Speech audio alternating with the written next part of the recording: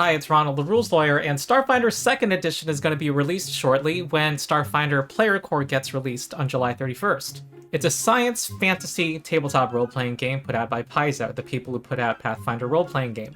It's completely compatible with Pathfinder, so it's not only a standalone game, but you can treat it as a very big expansion to the Pathfinder rule set. And from now on, every new release for Starfinder will be an expansion for Pathfinder and vice versa. Today's video is to give an overview of the Starfinder system as presented in Player Core. First, to introduce myself, I'm Ronald, the Rules Lawyer. I am a lawyer who runs tabletop role-playing games. My favorite system is Pathfinder 2e, and now maybe Starfinder 2e. For years, I ran an after-school middle school class where we played Starfinder 1st Edition, Pathfinder, and D&D. Support my Patreon. I don't make money as a lawyer. For an explanation, go to the video whose thumbnail is on the screen. Supporting my Patreon allows me to continue making videos and gives you ad-free early access to most of my videos and exclusive content. First, really quickly, who is this system for? First, for people who like science fantasy. It's a smooshing together of science fiction and fantasy, including magic, that I'll talk about a little more later. And this includes, I imagine, many people who were disappointed by the Spelljammer release for D&D. Next, people who want to try out the Pathfinder Starfinder rules engine. People who are attracted by its character customization, tactical play, and balance. Third, Pathfinder groups. People who want to inject some sci-fi into their fantasy, to have a spaceship land, to introduce laser guns. Now, I have different audiences in mind simultaneously for this video, and I'm going to try to do three things at once. First, give an overview of the system, for people mainly who are piqued by a science fantasy role-playing game, who may not necessarily be familiar with Pathfinder 2nd Edition. I also direct this video to people in my core audience who are familiar with Pathfinder and may have been following the Starfinder playtest closely, which happened last year. So this is also a mini primer on what's new here compared to Pathfinder 2nd Edition. And also, I give a brief look at the 6 classes, including changes from the playtest. So on with an overview. And first, I want to comment on the cover and that cool monster that's on it. It's the Akashic Dragon. It has a laser beam shooting out from its eye, and you can see its maw of teeth. It's just a really cool monster that I'm glad they're highlighting. And it kind of personifies the mixing together of science and fantasy. Here's our dragon in space. This is science fantasy, and what does that term mean? This is definitely not hard sci-fi, a term used in the sci-fi fandom to denote science fiction that emphasizes scientific realism. Think about Star Trek, but on steroids. We have psychic powers, we have magic existing alongside science. There's stuff called magitech, which merges technology and magic. We also have a panoply of ancestries. Think the Cantina in Star Wars, or the Guardians of the Galaxy. Notably, this is in the same universe as the default Pathfinder setting, just many years into the future. There's something called the Gap, of which nobody knows except the gods. A span of time passed, people don't know what happened, and the planet Galarian was replaced by a giant space station, Absalom Station.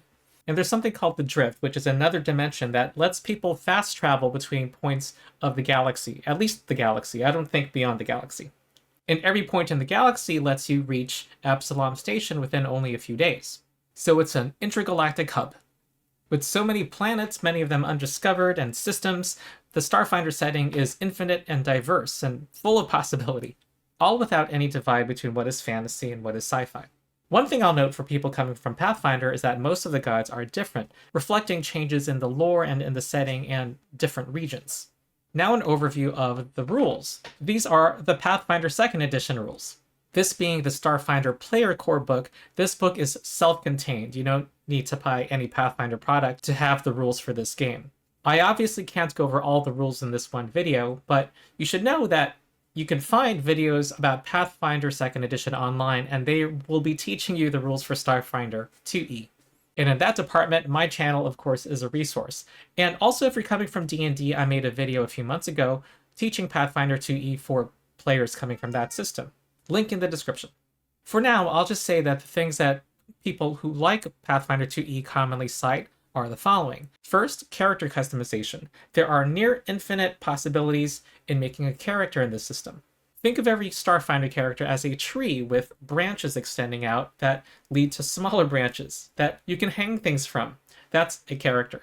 Characters are very modular, and you can have this freedom while the characters all remain pretty balanced. It prevents broken characters by and large. The next thing people cite is the 3-action economy. You don't have action types like bonus actions or one free object interaction on your turn, which if you interact with 2 objects costs you your main action. Nothing like that. Instead, you just have 3 actions. So it's simpler in that regard, but also all of your actions are competing for each other, so it makes for interesting decisions. Next are the 4 degrees of success. You don't get a critical hit only on a natural 20. You can get one if you exceed the target number by 10 or more. There are also critical failures that you can get if you fail by 10 or more. These permeate the entire system. They can happen on a weapon attack or a saving throw or on a skill check. The next thing is that the rules are all free online. All of the character options, all the monsters, all the magic items and treasures, they're available on Archives of Nethys. Link in the description. I don't know what it'll be like for Starfinder, but they generally put up new content within a week after a book's release. Last thing is the support the system gives for game masters. There are clear guidelines for handing out treasure, there are prices for equipment, and the encounter balancing system works.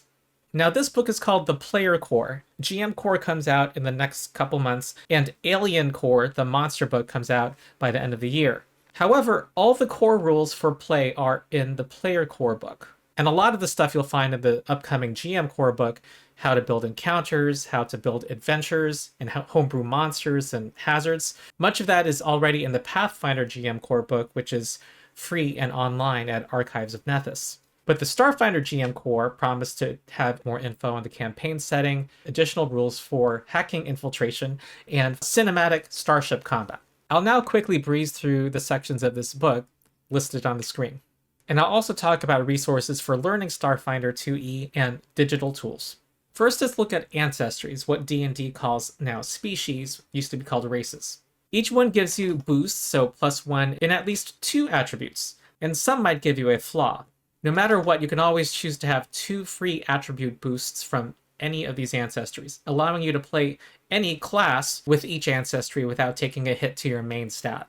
There's the Android, synthetic constructed beings, the Barathu, who are floating jellyfish-like beings who can rewrite their genetic code at will, humans, the average people like you and me, the Kasathas, 4-armed migrants from a dying world, the Lashunta, charming telepaths from Castrovel, which is like Venus in this campaign setting, known for their unique dimorphism, the artistic and competitive Patra, who just fought for their own freedom successfully, who are cat-like people, Shirin, who are insect-like telepaths who just free themselves from a hive mind, Skittermander, I will profile in a second, Vesk, who are proud reptilian conquerors, and the Yosoki, the resilient communal rat people. There are also versatile heritages. You can graph these onto any one of the ancestries and make it into a combination. Any of these ancestries can be a Borai as well, which are corpses reanimated by their own souls. Or you can be part Prismeni, who are affected by the drift. I just want to show the versatility ancestries give you in this system by looking at the Skittermander, which are kind of like the mascots of Starfinder, whereas goblins are kind of the mascot of Pathfinder. They met their conquerors with chaotic enthusiasm and enjoy teamwork and helping people. Skittermanders have 6 arms. Despite having 6 arms, in this system you generally can have only 2 active hands at a time, and you're able to spend 1 action to switch quickly to another pair of arms. They also get low light vision, and every ancestry in the system gets to choose one of several heritages. Think of it as your sub-race under the old D&D terminology. Here's one, the Everwhelp, which gives the Skittermander a Jaws attack. This is where the versatile heritages come in. You can be, instead of one of these heritages, be a Borai. Or if your table uses Pathfinder options, you can have part vampire blood or celestial blood. Additionally, you get an ancestry feat at level 1 and get another one every 4 levels afterward. The next time you get one, you unlock a new tier of ancestry feats. You can take any of these heritages and take the Hug Master feat. A good solid hug makes everything better, and you're bringing hugs to the battlefield. It gives you a feat that lets you do athletics maneuvers against larger creatures, and gives you a bonus to grappling. So that's just one of the ancestries. Again, I'm just giving a glimpse of this system. Next are the classes, which I'll only talk briefly about now. I'm going to profile them later in the video. Here are some extremely crude and perhaps mildly offensive generalizations. The Envoy class, which is kind of like a D&D or Pathfinder bard, a leader in the battlefield. The Mystic, who's kind of like a cleric, a support healer class that has nothing to do with gods but is spiritual. The Operative, which is like a sharpshooter. The Solarian, which is a melee fighter who manipulates star energy. The Soldier, who uses big heavy weapons, including big guns. And the Witchwarper, who's kind of like a wizard who can summon alternate realities and manipulate the battlefield. We'll say more on them later. Next, Starfinder 2e, like Pathfinder 2e, has a worked out skills system. Here is the list of the skills. You can see that every skill has predefined ways to use them, like Medicine has the Treat Wounds action to restore hit points, or Administer First Aid to staunch bleeding, or stabilize somebody who's dying. Intimidation lets you demoralize in combat. Deception lets you feint in combat. And there are definite ways you can improve your skills, including advancing them from trained to expert to master to legendary as you go up in level, and also by getting skill feats. You can get one at every even numbered level in this system. And skill feats can get pretty crazy. If you're legendary in acrobatics, you can fall an infinite distance without taking damage with an acrobatics skill feat. And if you're legendary in intimidation, you can take the Scare to Death skill feat, which does exactly what it says. There's a couple of skills here that are not in the Pathfinder system. First is Computers, which lets you access the infosphere, which is the internet, and do other things like operate device or hack. Piloting lets you navigate and operate vehicles. There's a chapter on feats. This is where the skill feats are, and other feats that you can take. You get a general feat at 3rd level and every 4 levels after. Many of these feats you'll also find in the Pathfinder Player Core book. There's a few fun additions here that I won't have time to go over in this video, maybe a future video. But these feats are what you get in addition to the class feats you get from your class. You get a class feat every even numbered level too. So if you're new to Pathfinder and Starfinder 2nd edition, yes, you get a lot of choices in building your characters and also when you level up. Next is the equipment chapter, which will naturally be very different from Pathfinder and introduce new stuff. This book, like Paizo books, has this handy sidebar that subdivides the book into chapters and also shows the subsections of each chapter. And the equipment chapter is divided up into tech gear, armor, shields, weapons, armor upgrades, weapon upgrades, precious ammunition and weapons, grenades, magic items, and augmentations, which are like prosthetics, and some of them are kind of weird. There are rules for installing augmentations. Here are some examples which really highlight the blending of magic and sci-fi in the system. You have a prosthetic limb, you have psychoactive eyes, you have a venom spur, a way to poison people, and mood skin. Here are some of the armors that you can get in Starfinder, from second skin to Veskarium Imperial Plate to Skyfire armor. There's a variety of shields as well. Here are some of the weapons. A lot of these items have one or more traits and are classified into groups, all of which give them different abilities, making every weapon, shield, and armor feel unique. Here's part of the weapons chart. The boom pistol, pictured above, costs 30 credits, which are like silver pieces. 10 credits in Starfinder are like 1 gold piece in Pathfinder. It does 1d6 sonic damage, has a range increment of 40 feet. It also has the boost 1d8 trait. Now, what is that? You get to spend an action to power it up so that on its next attack, it gets this extra damage, 1d8. It also has the raising trait, which lets it do extra damage against objects. One thing that's new from Pathfinder, I think, is that here you're tracking magazines, or cartridges of ammunition. Here the boom pistol uses a battery, and the base battery has 10 charges, and firing the boom pistol uses 2 of those charges. Replacing a magazine costs a number of actions listed under the reload column, in this case, 1 action. Also note that there is a column for upgrades. Each of these guns has 1 upgrade slot, at least in this part of the chart. Speaking in Pathfinder terms, these are like slots for property runes, special abilities. So already from the get-go, even before you get higher level versions of these weapons, there is an upgrade slot, and this is true with many armors as well. Weapons and armor in Starfinder tend to be more modular and customizable. Note that we don't have Pathfinder's system of using magical runes on weapons and armor to improve their basic stats. What we have instead are grades, and here they are. There's commercial, tactical, advanced, Superior, Elite, Ultimate, and Paragon. And yes, I'm irked by the fact that Ultimate is not actually the ultimate category. These give you improvements at the same levels as the runes do in Pathfinder, and the prices correspond as well. Weapons and armor are not the only equipment that have grades. Many others have different grades as well, such as the Diva's microphone. As you can see, it doesn't have all 7 grades, there's only 3 here.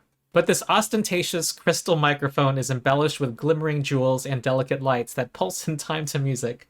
Not only does it give you an item bonus to performance checks, but you also, once every 10 minutes, can do a grand finale, 2 actions, to do an eardrum-bursting climax to your song that functions as the first rank Sonic Scream spell. It's a 15-foot cone of sonic damage. There are rules for improving equipment from one grade to the next. You just pay the difference in price between the 2 grades. And you use UPBs. These in Starfinder are universal polymer bases. 1 UPB equals 1 credit, and they are also used as currency. Improving an item takes 1 day of downtime in the system. Also, you may be wondering, especially if you come from Starfinder 1st Edition, how do archaic fantasy-era equipment contend against futuristic Starfinder equipment? In 1st Edition Starfinder and in the first playtests for this edition, modern armor straight up resisted a bunch of damage. That mechanic has been removed.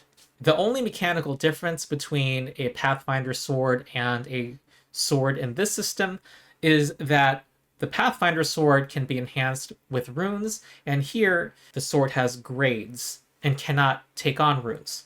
Now the spells are largely the same as in Pathfinder 2nd Edition. We have the same 4 traditions: Arcane, Divine, Occult, and Primal. And as you'll see on the screen, if you know Pathfinder, nearly all these spells are from Pathfinder. Again, this is a standalone book, and there wasn't much room for them to make new Starfinder-themed spells, apparently. But yeah, the Divine list has the heal spell. A lot of the mainstays are here. There are a few cool new spells here, but we're probably going to have to wait for an expansion book for them to go hog wild with science magic. The playing the game section is pretty much identical to Pathfinder 2e. However, there are a few things that are notable that are new with the system that I'll point out now. There are a few new conditions. One condition is the suppressed condition. When you're under heavy fire from guns, you are less accurate. You have a -1 circumstance penalty to attack rolls, and you have a -10 foot status penalty to your speeds. And this is the condition that one of the classes, the heavy gun class, the soldier, often imposes on enemies. Next is the glitching condition, to show things are going wrong with some technological thing, whether that's an item or a creature with a tech trait. Whenever you try to use the glitching item or the glitching creature tries to act, they do a flat check to avoid a penalty to their stats, or on a critical failure, they fail to do what they want to do. A clean, compact rule that could be used in many situations. Next is a condition to support simulating zero gravity. If you have no means of movement like flight or propulsion and no support, you are untethered. You basically can't take move actions unless the ability says otherwise. At the end of your turn, you move 5 feet in the direction you last moved. You can also do the push-off action off an object or another creature in order to float half of your speed. And the movement at the end of your turn is equal to that same distance. Making a successful melee strike or shove lets you push off for free. Typically, being untethered means you're also clumsy one and off guard, but apparently that's not automatically true with being untethered. I suppose that will be spelled out for you when it happens. There's also some new activities for exploration mode, the time when you're not in an encounter. There's Analyze Environment. You use your armor or a scientist kit to sense environmental hazards, including radiation. There's Implant Augmentation. It takes 1 hour per item level to install an augmentation on somebody. Install Upgrade, the enhancements to your weapons and armor and possibly other things, only takes 10 minutes in Starfinder, as opposed to runes in Pathfinder, which take a day of downtime. So you can have multiple upgrades on your person, theoretically, to plug in whenever you need them. Recharging a battery is spelled out here. It only takes 1 minute to charge one. And then there's live streaming. You can record footage of yourself to a live audience or store it on a device. It's funny to me that this is spelled out. There's a few things that are not in Player Core. First, we don't have rules for hacking. That is going to be in the GM Core book, and I imagine it'll be like the infiltration rules in Pathfinder that involve skill checks that the whole party can, possibly the whole party can get involved in, with unique obstacles for what you're trying to do, in this case, hack a computer. Also, it lacks starship rules. First edition Starfinder had starship rules for building starships and starship combat. Alas, and the lack of starship rules was a criticism of D&D Spelljammer supplement a couple years ago. I imagine this will be disappointing for some people. However, the GM core book will have what they call cinematic starship combat rules. So apparently it's more narrative and abstract, and also they have said that they plan to playtest a crunchier starship combat system for a future supplement. And my reaction to this is I'm personally okay with this. The first edition Starfinder starship rules were not a hit with my group. And there's a lot of pitfalls to avoid when designing any system where you zoom back, like the mass combat system. Because you're playing kind of a different game at that point, and your players' abilities and what you've built them to do, all of the interesting things they can do in encounters, basically don't figure in these systems normally. Now let's talk about resources. What are some good ways to learn this system, such as beginner products, and what adventures and other tools are out there? Well, releasing at around the same time is a level 1 adventure, a box set adventure, called Murder in Metal City. They call it a deluxe adventure. It comes with flip mats and miniature pawns and pre-generated characters, and it's apparently 64 pages, which is pretty chunky. That's kind of the size of a 3-level adventure, but apparently this is all at level 1. However, it is not a beginner box. It doesn't teach the rules. You would still need the player core book to use this adventure. Now, there's big news this year. One of the major distributors for Paizo and other gaming companies, Diamond Comics, went bankrupt. So in general, if you want to get Paizo stuff, you don't want to order from Amazon or major bookstores. They might list those products, but they're not going to fulfill them. You'll want to go to your friendly local gaming store and ask them to order product or order from Paizo.com directly. Still, if you want to learn by doing experience to learn the rules, the Pathfinder Beginner Box is probably still the best product for that because, again, the rules are completely compatible with Starfinder. It even teaches the Game Master how to run the game out of the box. And then, of course, there's a lot of video content on YouTube, including me, teaching Pathfinder rules that will also be teaching you Starfinder rules at the same time. Also, a great thing about Pathfinder and Starfinder is that they're published under the ORC license, an open gaming license that puts all the rules out for free and lets people make digital tools that include all of the character options, monsters, treasure, and so on. The guy who makes Path Builder, the most used app for creating characters for Pathfinder 2e, has announced that he'll be making Star Builder, and the timeline is on the screen. Like Path Builder, it's probably going to be free as well, and you spend a few bucks to unlock advanced options. Also, the most used virtual tabletop for Pathfinder 2e, Foundry, the people who create the Pathfinder system on that platform, also plan to support Starfinder because, after all, the rule systems are similar. And they already released support for the Starfinder playtest that happened last year. Alright, now on to what many of you have been waiting for, my profile of each of the classes. First, I must apologize. I just don't have time to prepare deep dives and do a video in each class. I have been very busy lately, including working on my other channel, Ronald Off the Record, where I have been advancing the gay agenda.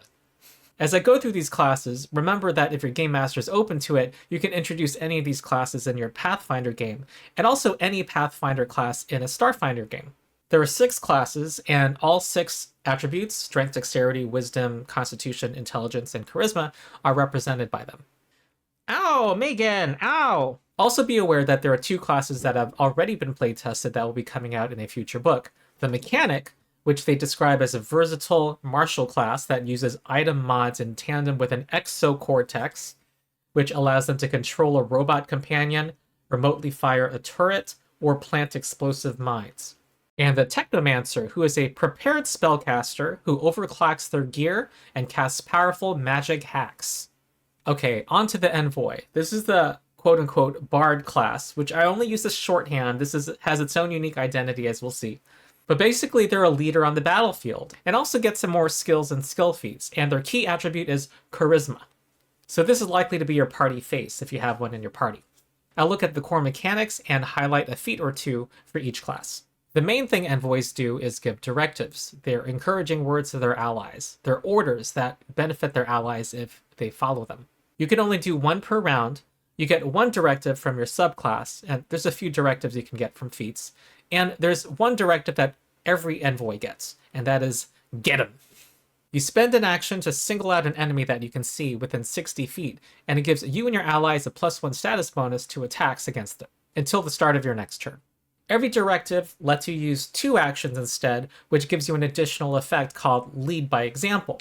In this case, you also make a strike against that target that you're singling out and get a bonus to your damage, and your allies who hit that same creature also get a bonus to damage. Notably, the status types here do not stack with things like a Bard's Courageous Anthem. This is a standardization from the playtest, which gave a circumstance penalty to the AC of the target. Also, I just looked it up. The Bless spell is in this book, which also gives you a +1 status bonus to attack rolls, so it doesn't stack with this, and that was certainly the intention.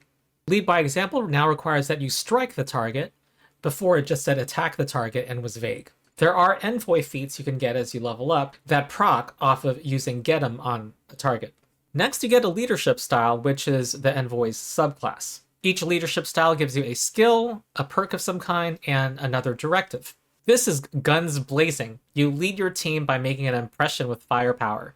And its directive is Ready Arms! You and all your allies within 30 feet can ready your equipment, such as drawing a weapon or switching weapons. Uses their reaction though. If you lead by example, spend a second action, you can do an attack, and if you land, one of your allies can make a strike against that same target as a reaction. So pretty strong, giving an ally an attack outside their turn. Also, being a leader doesn't mean you're a slouch in combat. You have what I like to call a martial progression. Most martial classes in this game become expert in strikes at 5th level and a master at 13th level. That's true with the Envoy. Also, their armor progression, but Envoys are limited to light armor. You also get some perks for social interaction, like some class features that make it harder to trick you or to read your mind. You also get class features that benefit your skills. At level 3, during your morning preparations, you get to decide what skill feat you have for that day, as long as you qualify for it. And as you level up, you eventually can do that for 3 skill feats. Also at level 5, you can once a day decide you are going to be a master in a skill that you're not a master in. And at level 15, you can decide to be legendary once a day.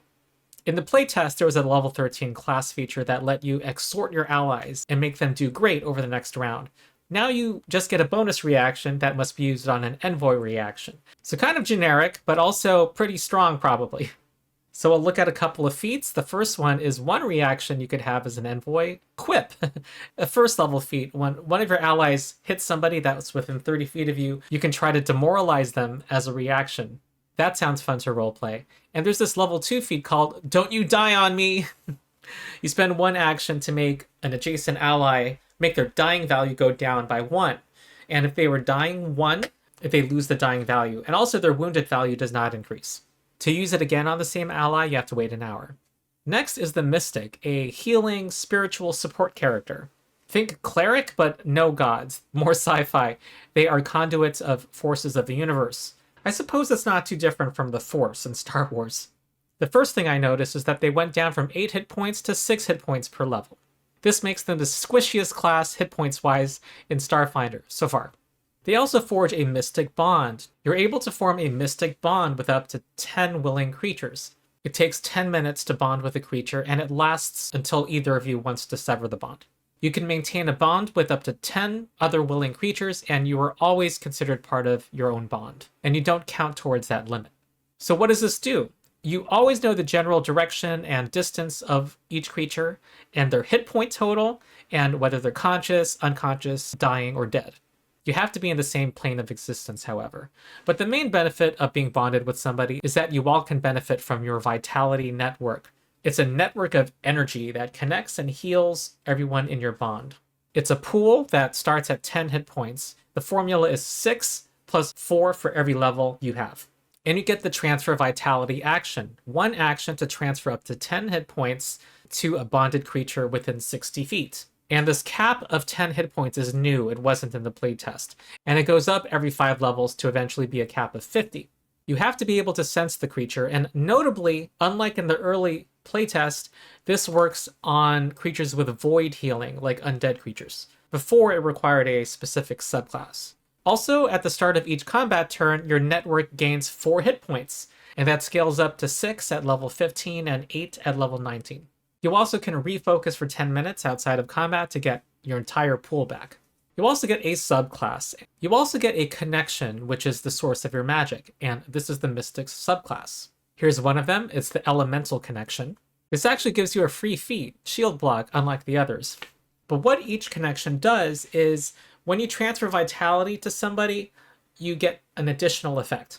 And for the Elemental Mystic, you make that ally's next strike, if done before the end of their next turn, do a specific kind of damage. It could be electricity, sonic, or others. You also get a high level feature, very high, at level 19. In this case, you get resistance to damage types and can share that temporarily with an ally. You also get a skill from your connection, and also, the most importantly, spellcasting. You get a spellcasting tradition, in this case, Primal. There are connections for every magical tradition except Arcane. You are a spontaneous caster, so you have spell slots per spell rank, a limited repertoire, and you can decide the moment you spend your spell slot which spell you'll spend it on. Next, your connection gives you a cantrip and a spell at each spell rank. And lastly, it gives you a focus spell, and the focus spells for the Mystic are called Epiphany spells. And at level 1, you get Elemental Weapon. The more advanced ones are available through class feats. And here's Elemental Weapon. You basically create a weapon that lasts for 10 minutes that does an extra 1d4 elemental damage. It costs 3 actions, and you can make it appear in a bonded creature's hand within 30 feet. This subclass obviously allows the party to have more damage types. At level 3, you get a class feature called Group Chat. Basically, everyone in your bond can communicate telepathically within 120 feet, and also can sense each other's state, like whether they're dying or unconscious. Yes, this is very much like the Force. I'm sure Luke wasn't on that thing when it blew. He wasn't. I can feel it. Also, you get to do the network spell Shape action. Spell Shape is like a meta magic. You spend an action before casting a spell, and you can make it originate from one of your bonded allies. If you can somehow be in hiding, then this will actually appear to come from your ally, which can lead to some fun solutions. The feat I want to highlight is Cloud Storage, a level 4 feat which lets you use your Vitality Network as an overhead compartment in an airplane. It's basically a commonly shared bag of holding or spacious pouch post Pathfinder Remaster.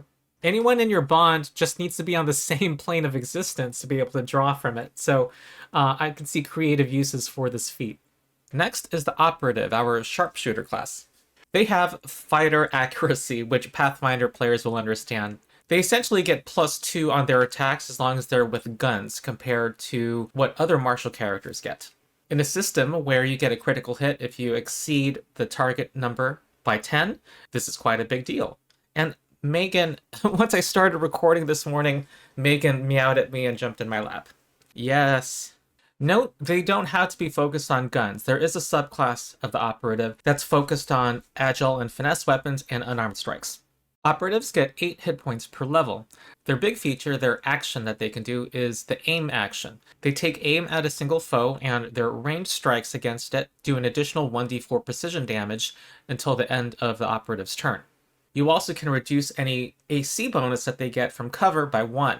All these benefits increase as you level up, eventually doing 4d4 precision damage and ignoring up to 4 points of bonus to AC.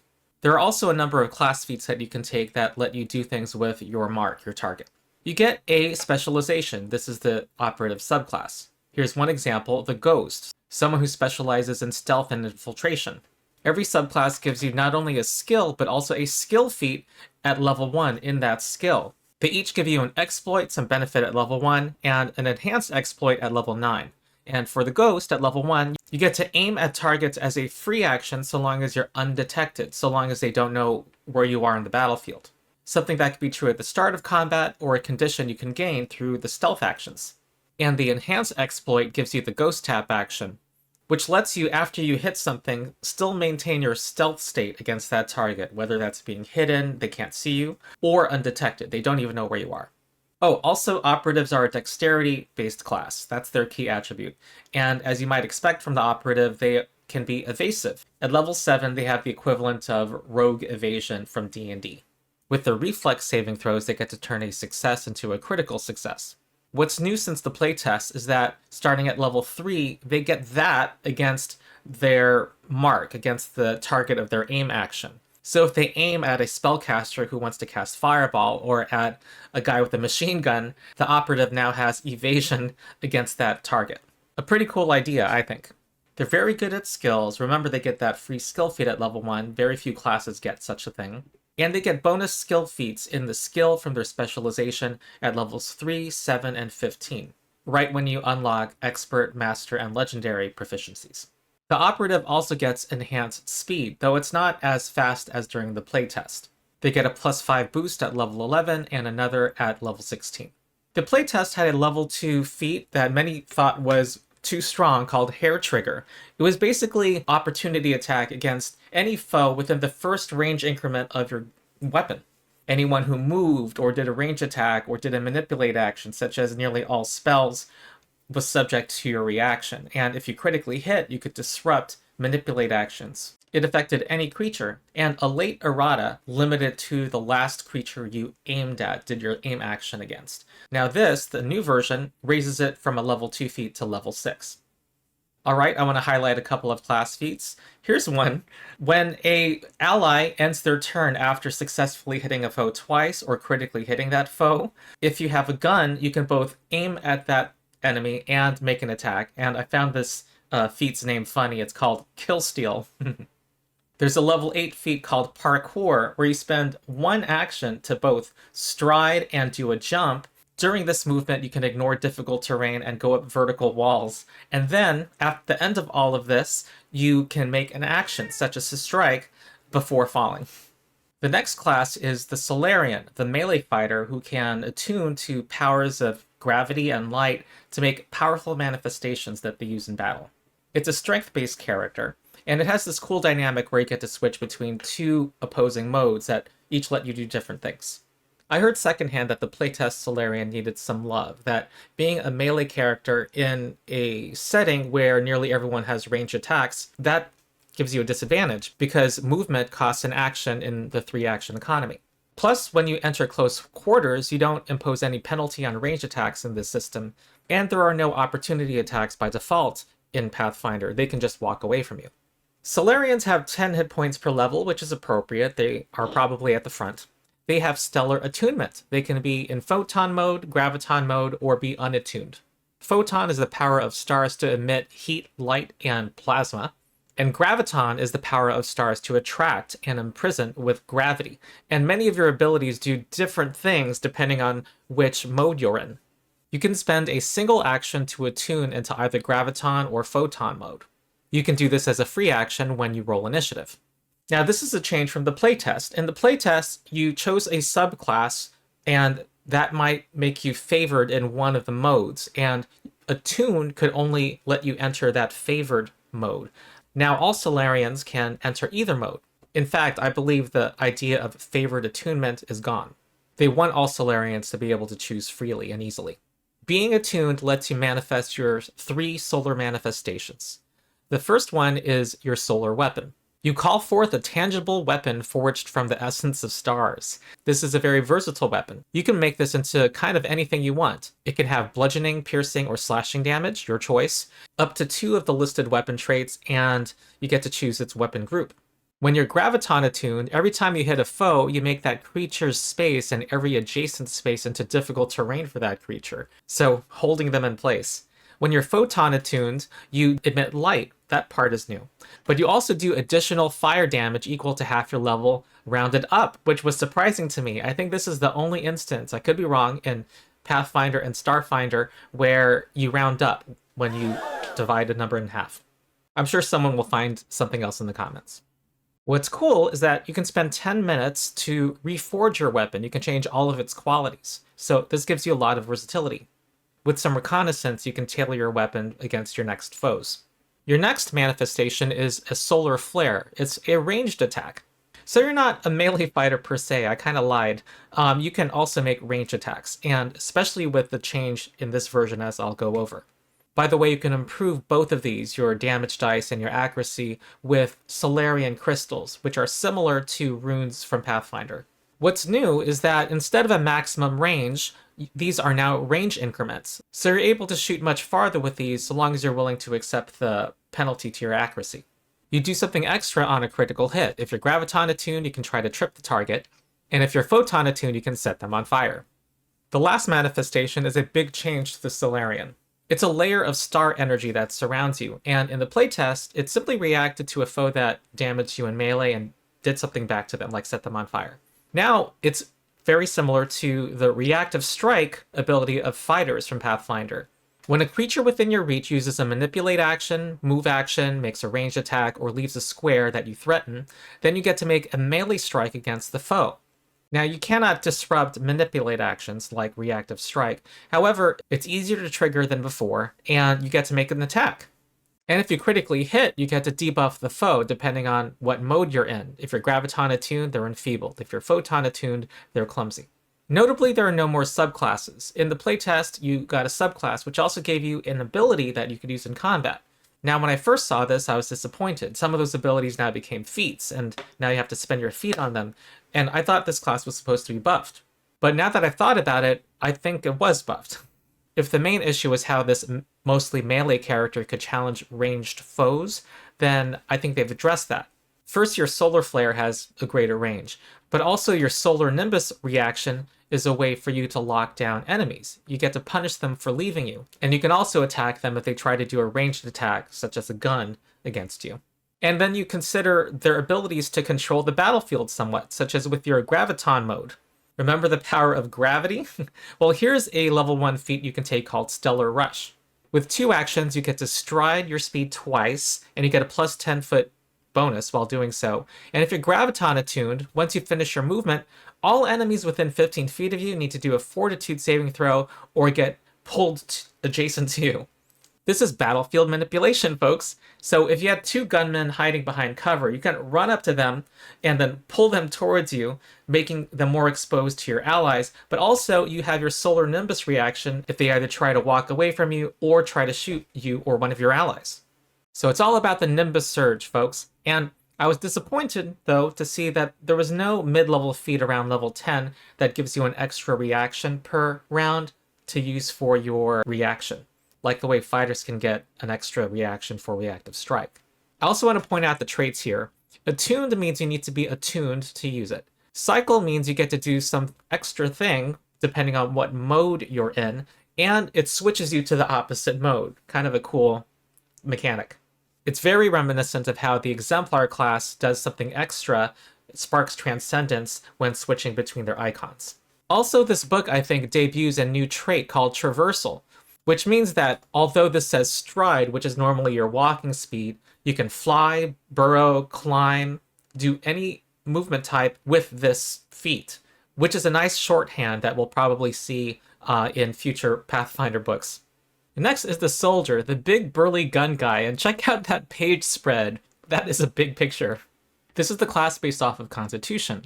This is the big burly guy that specializes in area weapons, and there is a subclass that can do 2-handed melee weapons that turn them into area attacks that its abilities interact with. You also debuff and pin down and control enemies. They get 10 hit points per level, naturally.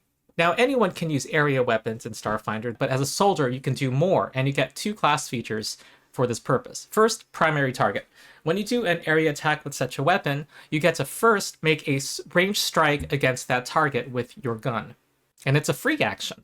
And if you successfully hit the target, then if that target succeeds on their saving throw, but does not critically succeed, then it turns into a failure for them, which is good because it interacts with your other class feature, suppressing fire. Any creature caught in your area attack who fails their saving throw against it is suppressed. That's the condition lowering your accuracy and your speeds. This is great. You get to make 2 attacks for 2 actions only, and if this is your first attack this turn, neither of them is affected by the multiple attack penalty. Now, your primary attribute is Constitution. How does it help you? First, it's the stat you use for your class DC, which area attacks from weapons use. By the way, your class DC advances more than any other class in Starfinder or Pathfinder, I think. It can go up to Legendary. Also, you get to use Constitution to meet the strength requirements of armor. And starting at level 3, you can use it to demoralize, coerce, reposition, and shove. You also can have a high armor class. With that high Constitution, you can get heavy armor, and it advances at the same rate as champion armor classes do. You get to be legendary in your armor defense at 17th level. Okay, here's a couple of feats. At level 2, the soldier can get menacing laughter. They can spend an action to intimidate and try to demoralize every creature within 30 feet who is suppressed by you. I just love the picture of using an automatic machine gun and laughing and spending an action in combat to do so. There's a very strong feat that I encountered during the playtest, which I see has not been changed, which is kind of a complaint. Basically, when you suppress a target with one of your attacks, they get a minus 20 foot status penalty instead of minus 10. In a game where many foes have a 25 foot speed, you reduce them to a 5 foot speed, and this is pretty debilitating, especially if they have to reach you to have a full impact. And remember, if you successfully strike a foe, they're very likely going to be suppressed. And there's a subclass that lets you suppress every foe in your area attack, even if they succeed on their saving throw, but don't critically succeed. So I saw this used to great effect in my playtest game, and it hasn't been weakened in any way. Also, on a critical failure on their saving throw, they are stunned 1 as well. Okay, the last class, and the most complicated one to explain, is the Witchwarper, which I called earlier the wizard who can manipulate realities and bring other realities onto the battlefield. Their key attribute can be intelligence or charisma, it's your choice. Some paradoxical event gave you your power and is the basis for your subclass, which we'll get to in a sec. All of your class features are kind of interconnected, so it'll be a little bit hard to explain. First, you have a quantum field. You get to warp reality on the battlefield with the warp reality action. The area has increased from the playtest from a 15-foot burst to a 20-foot burst. Its effect depends on your subclass, your paradox. There's one that lets you recall knowledge on 2 creatures within its area instead of 1, and lets you do a free recall knowledge every time you sustain this quantum field. By the way, it lasts until the end of your next turn, and you use the sustain action to keep it going. Another paradox makes you concealed to every creature inside the field. And one paradox decreases the speed of all enemies in the field and increases that of your allies. You can be selective on who your field affects when you cast it, when you sustain it, and when you move it. And by the way, when you do the sustain action to sustain your quantum field, you also get to move it up to 100 feet, which is another new thing from the playtest. This makes it more mobile around the battlefield. As you probably guessed, you can enhance this field or manipulate it in different ways through class feats. Another new thing from the playtest is that when you roll initiative, you can warp reality for free as a free action. An alternative way to sustain your field is to do something that has the anchoring trait. Doing it automatically sustains your field. However, note that it doesn't move your field 100 feet. That specifically requires the sustain action. So here's an example of an anchoring ability. A class feat, level 1 class feat called Anchoring Strike. You can only do it once per turn. You make a strike, and if you hit with it, it gains the anchoring trait. You get to sustain your field for free with it. Be mindful, though, that anything that has the anchoring trait requires that your quantum field is activated, which is probable given that you can activate it for free when combat starts. You also get a paradox, which is your Witchwarper subclass. Let's take a look at the anomaly. First, your quantum field can disrupt a concentrate action. Any foe that does such a thing, such as most spells, has to do a DC 5 flat check, roll a d20, and if it's not 5 or higher, the action is disrupted and wasted. Once they fail once, they are immune for 24 hours. This is great against spellcasters, obviously, and against the many things in this game that require that you concentrate.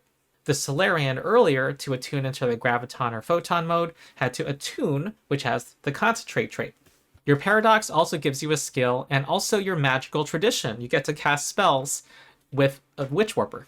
You are a spontaneous caster like the Mystic is. Paradoxes only give you access to the arcane and occult traditions. Your paradox also gives you a cantrip and a spell at each spell rank, and it gives you a focus spell at level 1. Their focus spells are called warp spells. A number of them affect your quantum field or creatures within it. You can get more advanced ones with higher level class feats. And all warp spells have the anchoring trait, so you get to do a free sustain of your quantum field when you cast one. And your initial warp spell as an anomaly Witchwarper is Warp Terrain. You can make your quantum field difficult terrain for enemies only, and your allies can even use this apparent terrain to take cover behind. Alternatively, you can use it to suppress terrain, to turn difficult terrain into normal terrain. Now, it says you can turn greater difficult terrain into normal terrain here, but I think that is a typo because it looks like that requires a much higher rank version of this spell. At a higher rank, you can make it fill with fog, smoke, or something else that provides concealment, or do the reverse, make any smoke disappear. At a yet higher rank, you can make it create greater difficult terrain for enemies only, or suppress it. And your paradox is not your only permanent level 1 class feature choice. You also choose an anchor, something that keeps you centered, reminds you of what's real. Here's one example of an anchor called Core Memories. Each one gives you a basic benefit, as well as an anchoring effect, a boon that happens every time you sustain your quantum field. This one reduces your stupefied condition by 1. Let's try to put this all together with an example. Let's say you have the anomaly paradox and the core memories anchor, the two examples we've seen, and you're currently stupefied. Your mental stats have penalties, and any attempt to cast a spell might be wasted. Meanwhile, your quantum field is active on a group of enemy spellcasters. So you open your turn by casting Warp Terrain.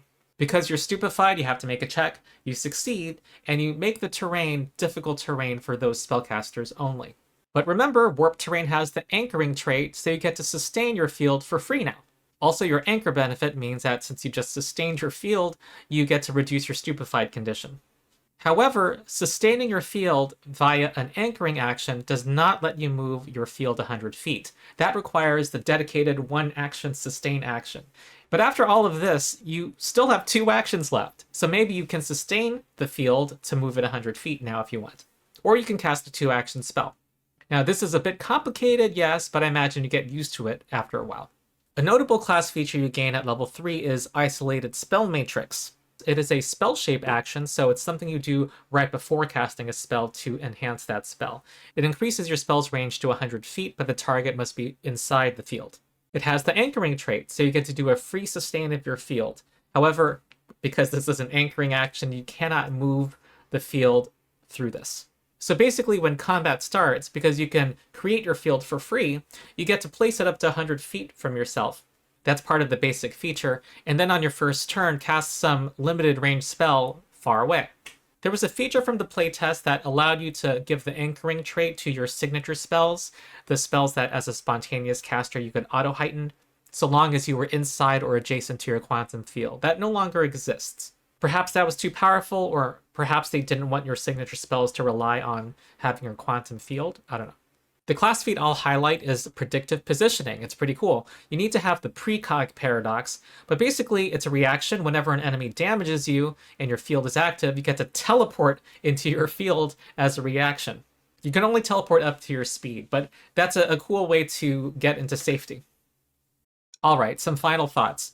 Well, this looks like a fun game, and just someone who's a fan of Pathfinder, I particularly like the prospect of having a hybrid campaign that mixes traditional sci-fi and fantasy. Now, I understand that this is blasphemy for some, but for others, it's like mixing chocolate and peanut butter. Now imagine a Pathfinder game where you visit a cultist temple where they breed killer frogs. Then you discover that their leader has been genetically engineering the frogs, and he knows how to do that because he comes from another dimension and has a satellite in outer space that he uses his comm unit to communicate with.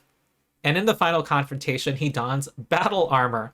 Well, I've just described to you the first official D&D adventure contained in the Blackmore D&D supplement to the original game that came out in 1975. Dungeons & Dragons' literary roots are in sword and sorcery and sci-fi fiction. You see science fiction crop up in a number of early D&D adventures, and it was only later that people came to divide science fiction from fantasy. And why that happened, that's probably a whole other video. It's cool to see that barrier broken down with Starfinder, and I think in the younger generation, speaking from personal experience, they don't see much point in the divide. My middle school class for a time, we were running Pathfinder next to Starfinder and D&D. And I know that they would have loved smooshing everything together and had their wizards and fighters face off against battle mechs and space monsters. It's also cool to see cheeky modern references and pop culture references in Starfinder, which you can't really get away with in a fantasy setting. One of your character backgrounds can be a vid gamer. Gaming is more than just a hobby for you. It's your way of life. Whether you're a professional player, game designer, hobbyist, influencer, or just a gamer who has mastered every vid game you can install, you're a true connoisseur. There's even a god about memes. Lambatuine, the polyphonic collective, a divine collective omnipresent in all infospheres who personify arguments, memes, and trends. Having online arguments with strangers and circulating memes feeds this collective, feeds this god. And by the way, they provide rules here to support someone importing a religious character like a cleric from Pathfinder. I'm sure there's a lot more cool stuff in this book that I just haven't had time to find. One of my favorite concepts for an adventure ever put out by Paizo was a Starfinder Society organized play adventure that has the party being stars of a reality TV show called Live Exploration Extreme. J-Man's Detritus blog did this review of this scenario, writing, "The underlying premise is fantastic fun, and it's implemented really well. The camera crew sometimes gets in the way of the action during battles. There are audience insta-polls giving opinions on what the PC should do, and even the booth, where periodically through the scenario, a PC is taken aside for a direct interview to give their true opinions on their companions and what's been happening. I'm looking forward to more imagination and whimsy and future Paizo adventures that don't necessarily have to be Starfinder adventures. We, after all, can blend the two now, can't we? And I'm looking forward to a future mashup adventure put out by them. Meanwhile, people who are clamming for that now can run the first edition Pathfinder adventure path, Iron Gods, which brought sci-fi into Galarian, the Pathfinder setting. There's already a Pathfinder 2e conversion of that adventure path at a series of dice-based events, which is dedicated to converting first edition adventures to second edition. An aspiring GM can run this adventure path today with Starfinder coming out now. And I'm sure as the rules come out and the monsters are released that this will be updated. So that's my overview of the Starfinder book. I hope you enjoyed it. Please like and subscribe to my channel. Support my Patreon. I need support there to continue making videos. And supporting it gives you ad-free early access to most of my videos and exclusive content. And join my Discord community. There are thousands of us there. I hang out there a lot. We talk Pathfinder 2e, and now I imagine Starfinder 2e and other games. And we have a drop-in, drop-out organized play system called Endless Tale Tavern. So that's it. I have been Ronald the Rules Lawyer. I hope you enjoyed the video. I'll see you next time.